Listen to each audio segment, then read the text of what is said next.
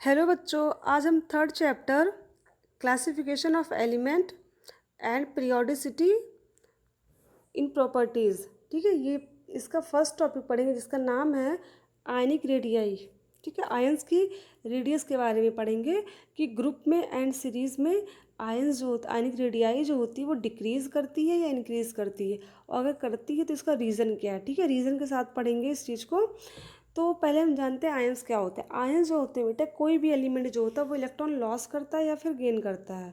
ठीक, after loss and gain of electron क्या होता है, कोई भी एलिमेंट आयंस में कन्वर्ट हो जाते हैं। अगर एलिमेंट ने इलेक्ट्रॉन लॉस किया है मीन्स उस पर पॉजिटिव चार्ज आएगा, पॉजिटिव चार्ज आएगा यानी वो कैटायन में चेंज हो गया, उसका नाम क्या होगा, कैटायन। अगर किसी एलिमेंट ने इलेक्ट्रॉन गेन किया तो उस पर नेगेटिव चार्ज आएगा और वो किस में चेंज होगा, एनायन में। ठीक है, ये होगा कैटायन एंड एनायन हो गए। अब बात आती है उसके रेडियस की।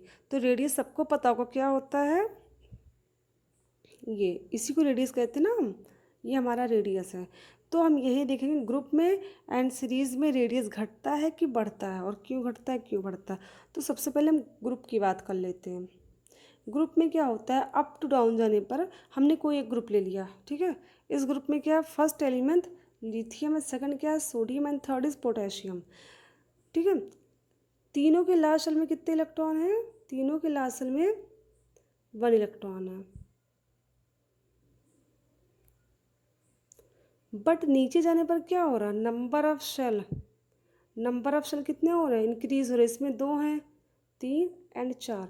यानी कि जब ग्रुप में हम अप टू डाउन जानते हैं तो क्या होता है, आउटर मोस्ट शेल में नंबर ऑफ इलेक्ट्रॉन तो इक्वल होते हैं, बट नंबर ऑफ शेल क्या होता है, इंक्रीज होने लगता है। अब अगर नंबर ऑफ शेल इंक्रीज हो रहा है तो रेडियस क्या होगा, इंक्रीज करेगा। यानी कि अप टू डाउन जाने पर आयनिक रेडियाई इंक्रीज करती है due to increasing of number of shell. ठीक है, ये हो गया। अब नेक्स्ट पॉइंट क्या है, नेक्स्ट ये है कि सीरीज़ में क्या होता है। सीरीज़ में क्या होता है, नंबर ऑफ सेल्स जो होते हैं वो डिक्रीज या इंक्रीज नहीं करते हैं, वो क्या रहते हैं, इक्वल ही रहते हैं। अब देखिए हमने कोई भी सीरीज सेकंड ले लिया, इसमें क्या है, फर्स्ट एलिमेंट लिथियम है, second beryllium, boron, carbon, nitrogen, oxygen. ठीक, इन सब में क्या है, नंबर ऑफ शेल कितने हैं, सब में 2 हैं। 2 इसमें भी है, इसमें भी 2, इसमें भी 2, इसमें भी 2, इसमें भी 2, एंड इसमें भी 2 ही हैं। बट आउटर मोस्ट शेल में यानी कि जो लास्ट शेल है उसमें क्या है, नंबर ऑफ इलेक्ट्रॉन क्या है, सब में चेंज है। वो भी कितने हो रहे हैं, लेफ्ट टू राइट जाने पर नंबर ऑफ इलेक्ट्रॉन इंक्रीज कर रहे हैं। ठीक है, जैसे जैसे एटॉमिक नंबर इंक्रीज करता है नंबर ऑफ इलेक्ट्रॉन भी आउटर मोस्ट शेल में क्या होते हैं, इंक्रीज करते हैं। यानी कि लेफ्ट टू राइट जाने पर आयनिक रेडियाई डिक्रीज होती है due to increasing of number of electron in outermost shell. यानी कि नंबर ऑफ इलेक्ट्रॉन क्या होता है, आउटर मोस्ट शेल में इंक्रीज होते हैं, but number of shell increase नहीं होता है।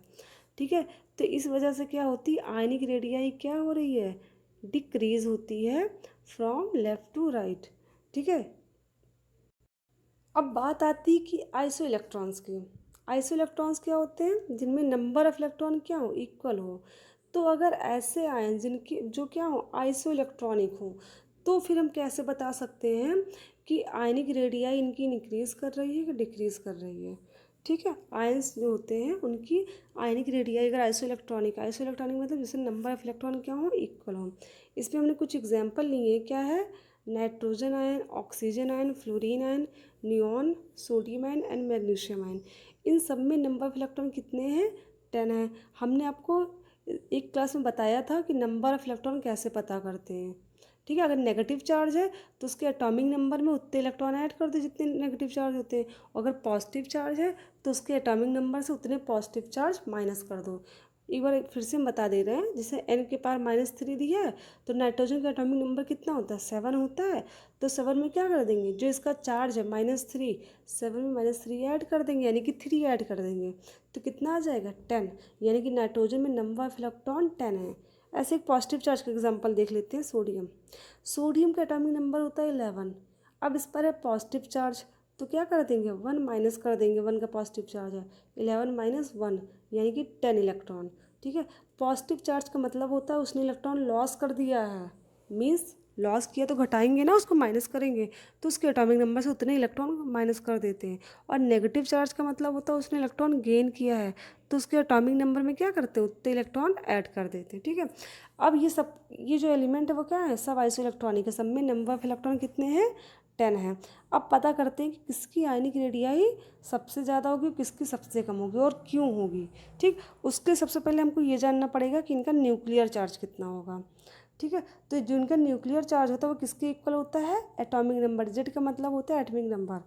तो नाइट्रोजन का एटॉमिक नंबर 7 होता है, ऑक्सीजन का 8 होता है, फ्लोरीन का 9 होता है, नियॉन का 10 होता है, सोडियम का 11, मैग्नीशियम का 12। इनके आगे पॉजिटिव चार्ज लगाओ तो बस यही क्या हो गया, इनका न्यूक्लियर चार्ज हो गया। और जो न्यूक्लियर चार्ज होता है वो आयनिक रेडियाई के इन्वर्सली प्रोपोर्शनल होता है। क्या होता है, इन्वर्सली प्रोपोर्शनल, यानी कि जिसका न्यूक्लियर चार्ज जितना ज़्यादा होगा उसकी आयनिक रेडियाई उतनी ही कम होगी। तो फिर सबसे ज़्यादा न्यूक्लियर चार्ज किसका है, सबसे ज़्यादा न्यूक्लियर चार्ज जो है वो किसका है, मैग्नीशियम का है। एंड सबसे कम किसका है, नाइट्रोजन का है।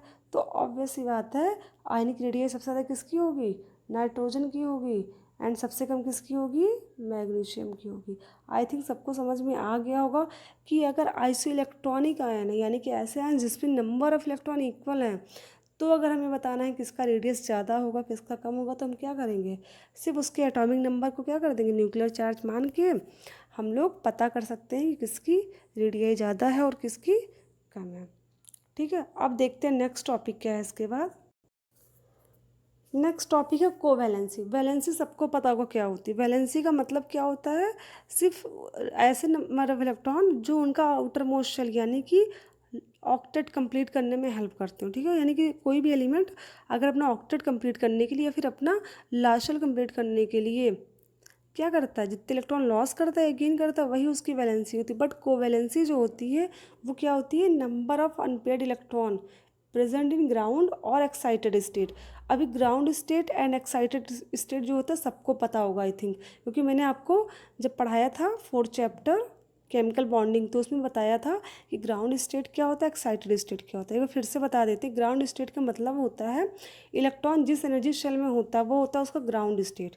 ठीक है, बट वो एक्साइट होके इलेक्ट्रॉन यानी कि जब लॉस करता है या गेन करता है, मतलब किसी को इलेक्ट्रॉन देता है दूसरे ऑर्बिटल को, तो वो किस में पहुंच जाता है, एक्साइटेड स्टेट में पहुंच जाता है। ठीक है, तो देखते हैं एग्जाम्पल के थ्रू देखते हैं कि कोवैलेंसी कैसे पता कर सकते हैं किसी भी एलिमेंट की। ठीक है, सिंपली हम लोग फर्स्ट एलिमेंट का लेते हैं, हाइड्रोजन का। हाइड्रोजन का एटॉमिक नंबर 1 होता है, electronic configuration 1s1 according to above rule. ठीक है, 1s1 होता है, इसमें नंबर ऑफ अनपेयर्ड इलेक्ट्रॉन कितने होते हैं, 1 होते हैं। ठीक है जी, सबको पता है।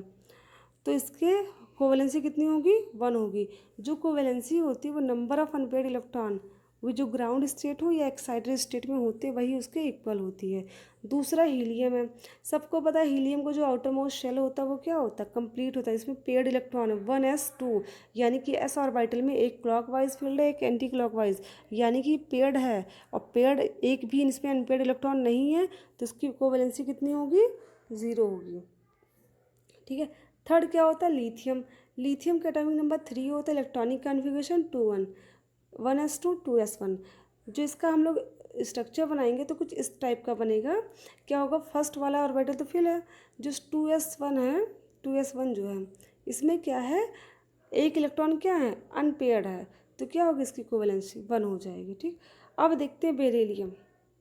बेरिलियम के लास्ट में कितने इलेक्ट्रॉन होते हैं, 2 होते हैं।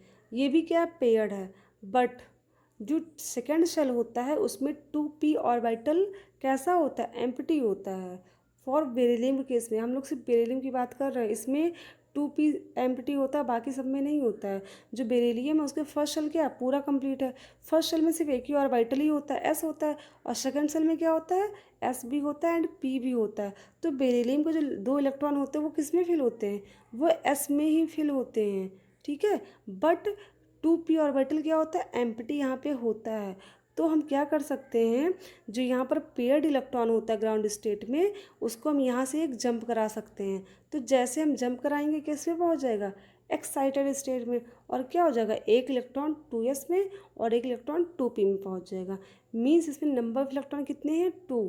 तो बेरिलियम की कोवैलेंसी कितनी होगी, 2 हो जाएगी। ठीक है, ऐसे हम नेक्स्ट एग्जाम्पल देखते हैं बोरॉन का। देखिए बोरान में क्या होता है, इसका एटॉमिक नंबर 5 होता है, इलेक्ट्रॉनिक कॉन्फ़िगरेशन 1s2 2s2 और 2p1 होता है।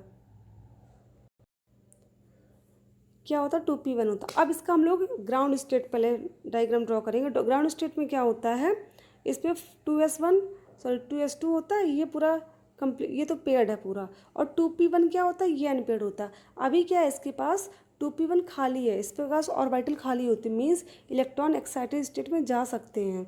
ठीक है, तो क्या करेंगे, यहाँ से जंप कर जाएगा, एक्साइटेड स्टेट में पहुँच गया तो क्या होगा, 1 इलेक्ट्रॉन यहाँ पर होगा, 2 यहाँ पर, यानी कि जो बोरॉन होता है उसके एक्साइटेड स्टेट में कितने एम्प्टी और मतलब अनपेड इलेक्ट्रॉन है, 3 हैं।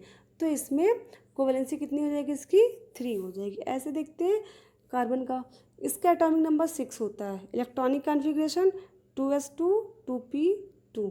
हम लोग सिर्फ ग्राउंड सेल की वैलेंस सेल की बात करेंगे। वैलेंस सेल में जो जो ऑर्बिटल रहते हैं उनको सबको लिखना पड़ेगा, ठीक है।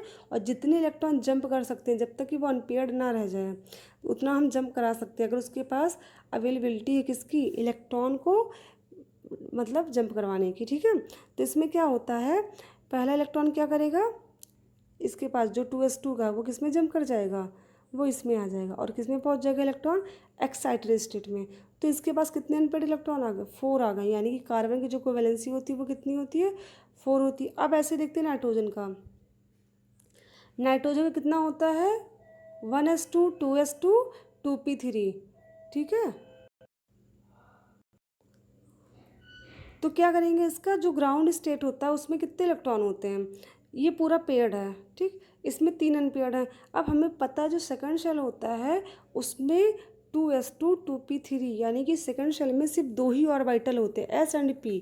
इसमें क्या है, s पेयर्ड है और p क्या है, अनपेयर्ड है, ठीक है। तो इसका इलेक्ट्रॉन अगर इस पर हम जंप कराएंगे तो ये पेयर्ड हो जाएगा, तो बात तो वही हुई ना। तो इसमें हम जंप नहीं करा सकते क्योंकि इसके पास एम्प्टी ऑर्बिटल नहीं है, एंड 2p के बाद 3s आता है, ठीक है। हम किसी नेक्स्ट सेल में इलेक्ट्रॉन को जंप नहीं करवा सकते हैं, ठीक है। अगर जंप भी करवाएंगे तो वो पॉइंट कितने सेकंड में, 10 के पावर -1 सेकंड में वापस अपने शेल में आ जाता है, ठीक है। तो ऐसा करना पॉसिबल ही नहीं है।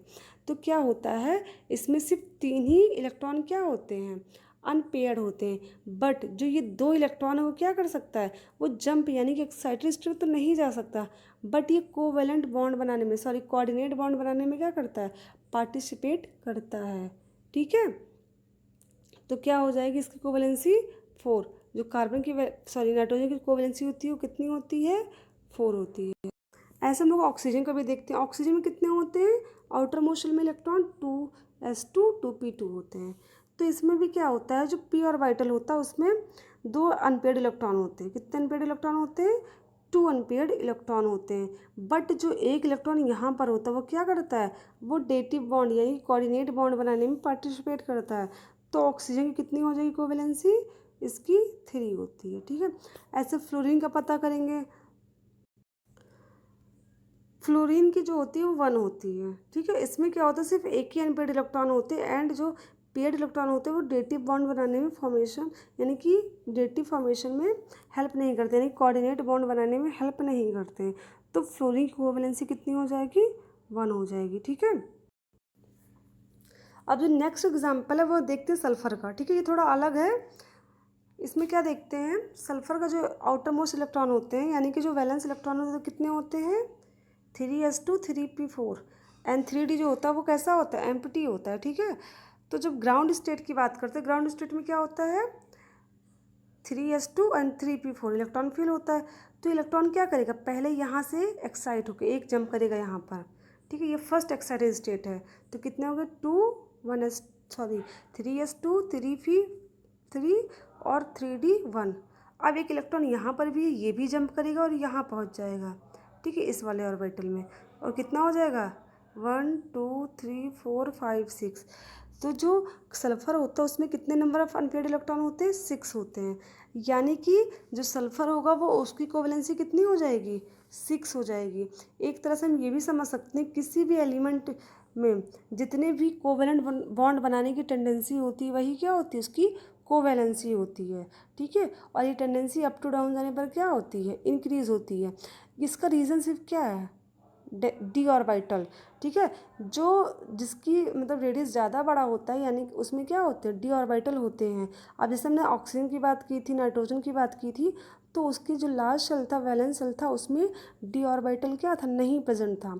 इस वजह से उसकी कोवैलेंसी क्या थी, कम थी, ठीक है। यही रीज़न है कि जितने भी ग्रुप होते हैं उनके फर्स्ट एलिमेंट की जो कोवैलेंसी होती है उस ग्रुप के अदर एलिमेंट से क्या होती है, एक कम होती है, due to unavailability of D orbital. तो आज की क्लास मेरी यहीं ख़त्म होती है। आई थिंक मैंने जितना पढ़ाया आपको और जितना भी समझाया है सबको अच्छे से समझ में आ गया होगा। Thank you class.